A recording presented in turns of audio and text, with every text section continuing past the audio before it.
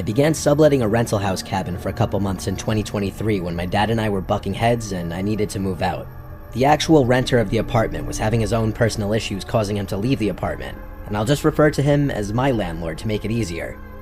The cabin was an entire unit rental, and it was paid month to month, which was ideal for my temporarily shitty situation. It was 2 floors technically, a small kitchen, decent-sized living space, and 1 bedroom that you had to climb a little flight of stairs to get to, and there was a quirky hatch-type door that you'd have to open to get to the upstairs bedroom. I had already been there for a month. I paid for the second month's rent already by this point, so I was fully situated there. The cabin sat at the end of a dirt road with a few other similarly sized cabin-type houses. One was vacant as far as I knew because I never saw cars parked out front or lights on. The other houses, well, I never met the neighbors, but I knew people lived in them. I work 12-hour shifts sometimes, and when I get home, I'm completely exhausted and will just go straight to bed and watch TV until I fall asleep. This was one of those nights. I got home, made a peanut butter and jelly sandwich and a protein shake as my late-night dinner, then went to bed. I always shut the door on the floor every night.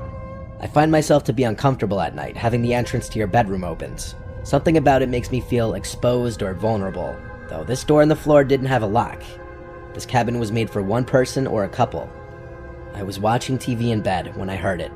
A voice from down below, saying, "Who's up there?" I instantly felt my heart stop for a second as I shot up to an upright position.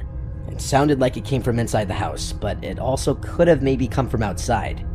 I grabbed the TV remote to turn off the TV.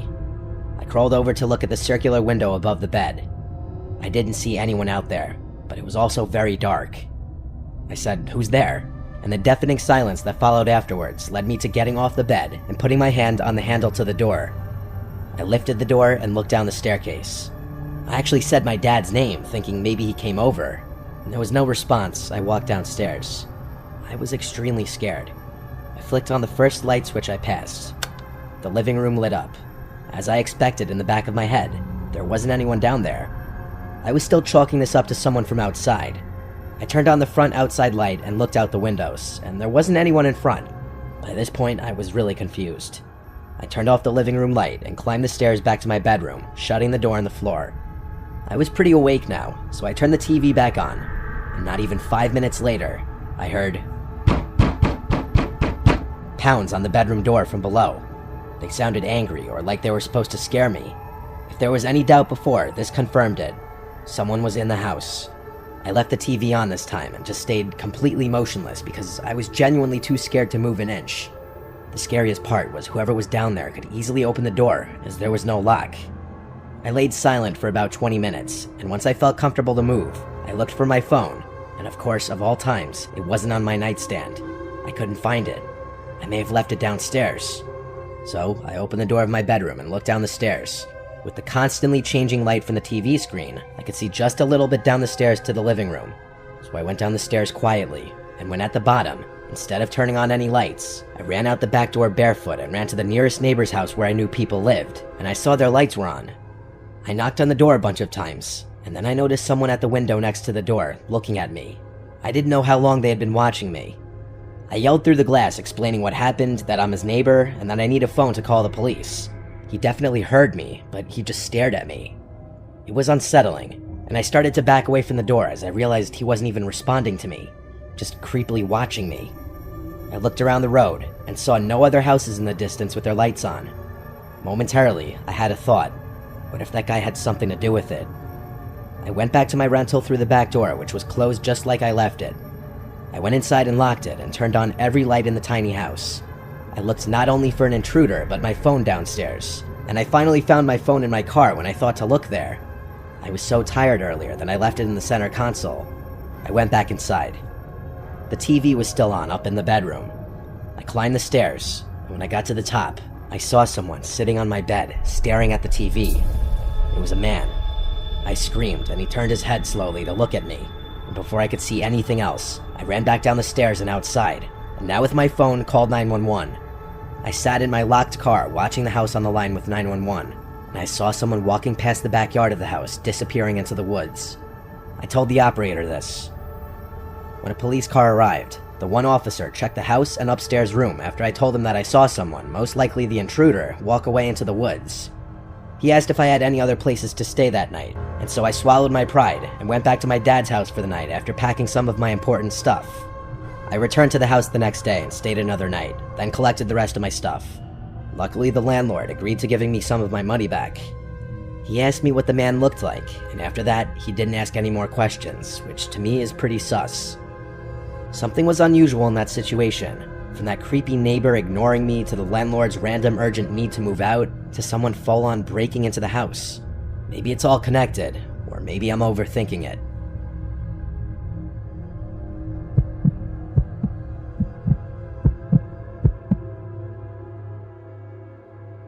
It was a Tuesday night around 11 p.m. in 2013, and I was walking down a dimly lit street at night on my way home from work. My car had been in the shop, so I'd been forced to walk 3 miles home every day. The walk was barely an hour, so I was home before midnight. I live in a small town in southern Indiana, so after 10 there's rarely any cars on the road. The only vehicles you ever see are truckers heading to Indianapolis. I was about a mile into the walk when I turned on a dirt road. My house was off the beaten path, so I had to take all these dirt roads surrounded by forest to get there. As I was turning, I heard the sound of a motor in the distance, and it was getting closer very slowly. I saw about a quarter mile down the stretch of road I just turned off of a van moving very slowly, without its lights. At first, this didn't strike me as out of place due to the fact that the town I live in there is a pretty cheap car dealership that sells used cars and vans with broken parts, like broken headlights. So I just assumed this guy was one of their clients. I kept walking down the side road, with the van still going slowly down the main road. About 5 seconds later, I jumped when I heard the sound of the van roar, and it sped up really fast, except now it had its lights on. I was startled, but not worried. This was until the van got closer to the turn for the side road. About 500 feet away from the turn, the van turned off its lights again and slowed down. Now I was officially creeped out. I didn't want to seem startled, so I just walked faster down the road. I kept turning back constantly to see if I was being followed. Then my suspicions became reality, as I saw the van turn onto the dirt road. I was only about 500 feet from the van, so I started to walk a lot faster. I didn't want to look back, but I did just to be safe, and what I saw frightened every bone in my body. I saw the van there, stopped with both the passenger and driver's doors open. At this point, I ran for my life down the dirt road. I heard what I'm positive was a gunshot not far away, and I really thought this was how I was going to die. I made a quick turn into one of the surrounding forests and hid behind a big rock. I heard what sounded like a middle-aged man not far away say, "I think she went into the woods." And then, to my horror, what sounded like 3 young girls, with one of them responding, "Okay sir, I'll see if we can find her."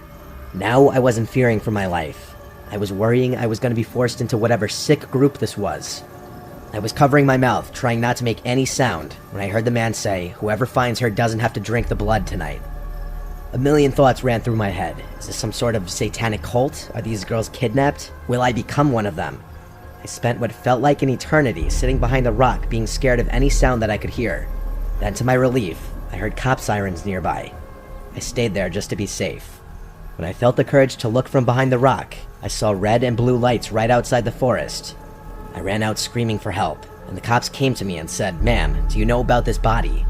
I was confused and said, "What body?" Then I saw in front of the cop car the most gruesome thing I will ever see. It was what looked like a naked young woman, gutted, blood everywhere. There was no van in sight. I then explained everything to the cops. The car, the man, the girls who had to drink the blood. The cops said they'd look into it and were nice enough to drive me home.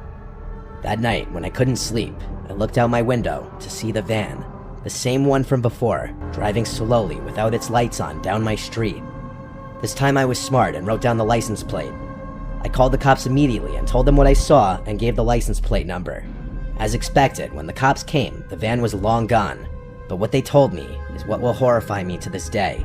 The cops said we checked the license plate number. It's a plate registered in South Dakota, but the thing is, we checked with other precincts around the country, and they've gotten reports tonight that there was also a suspicious van with that license plate. One in Vermont, one in Nevada, one in Alaska, and one in Texas. They said we'll call you if we get any more information. The cops left, and I never got a call.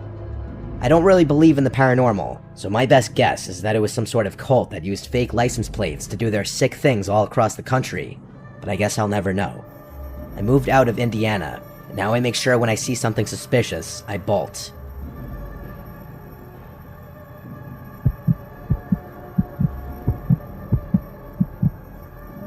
My wife and I live in a normal suburb. We have normal jobs, normal lives, next to normal neighbors. We live the, I guess you'd say, standard American lifestyle that most of us are taught by our parents to achieve. Me sitting down to write this story is already saying something because I'm not a writer. The last time I typed something out this long was the last paper I wrote in college. But something happened not that long ago that no one can explain, and it still scares us to this day. My wife Gianna and I had a normal day, and after work, we decided to go out to eat for a change, and we got back around 9. We don't stay up very late on work nights, so by 9:30 we were brushing our teeth getting ready for bed. By 10 o'clock we were in bed, and we usually shut the lights off at 11. We either read our books or watch our show. Tonight we were watching our show. Then the phone rang. Gianna told me not to answer it. Anyone calling at this hour can't be good news. I agreed with her, but for that reason I said I should pick it up in case it's an emergency. So I reached over for the phone next to the bed to pick it up, but it stopped ringing before I could actually lift the receiver. That old landline was trash. The second a call stopped, the caller ID would disappear, and there wasn't a way to check the call history. Oh well, wrong number. But a few minutes later, the phone rang again, so I grabbed the phone and looked at the screen. It said unknown number. Gianna and I both thought that was unusual, especially past 10 o'clock. I feel that there's a generally accepted cutoff time for phone calls, and that's after 9 p.m. I didn't pick up the phone, but right after it stopped ringing, the phone rang again. Suddenly, it felt like it was an emergency, like God forbid something happened to a relative, so I picked up in a hurry. On the other end, it was the voice of my neighbor, Al. He asked me if I knew that man standing out in front of my house. I said, "What are you talking about?" He told me to go outside and hung up. I found it insanely bizarre the way he'd just hang up abruptly like that. Gianna's face when I told her what Al just said was a look of fear. She said, "Don't go out there." I said, "I'm just gonna look out the window." I went downstairs and moved the curtain a bit to look out to the front lawn. There was definitely no one standing outside.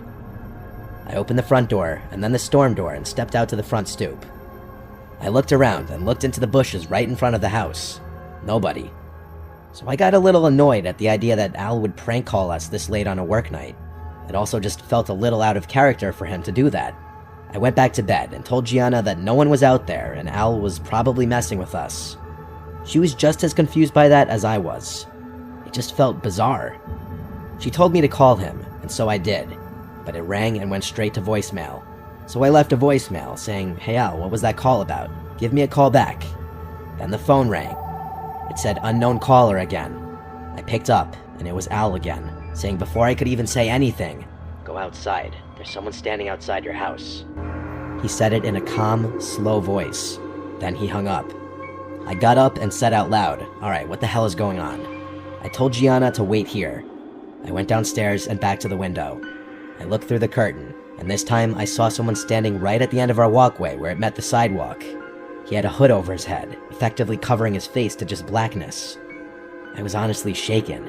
I opened my door and said outside, "Can I help you?" The man just stood in place. I threatened him with calling the police. Then the house phone rang again. I closed the front door and went to the kitchen phone, and this time noticed the caller ID showed my neighbor Al's number. I picked up, and Al said in a much more normal voice, "Hey, I just got your voicemail. What was that about? I didn't call you." I was so confused. I swore to him he just called me twice, telling me about a man outside my house. He sounded even more confused than me. Then moments later, he said he doesn't see anyone outside my house. I went back out to look out the window, and that man who was standing outside my house was gone. I demanded Al tell me right now if this was a joke, and if I found out it was and he wouldn't tell me, we'd have a problem. Al claimed he was telling the truth, and he's not some immature prankster kind of guy. He's a very low-key, respectful person. I had to put him on speaker so Gianna could vouch for me that I wasn't going crazy, and that we did in fact get 2 calls from someone who sounded just like him. He did the same and put his wife on the phone as well to vouch for him. In the end, what could he really say though, except for it sounds like someone was pranking us. Eventually, we got off the phone, but I was no less horrified than I was before. I had to go back downstairs one more time to hang up the downstairs phone, and so I looked outside one more time. The man was still no longer there. None of us could ever figure out this unexplainable situation.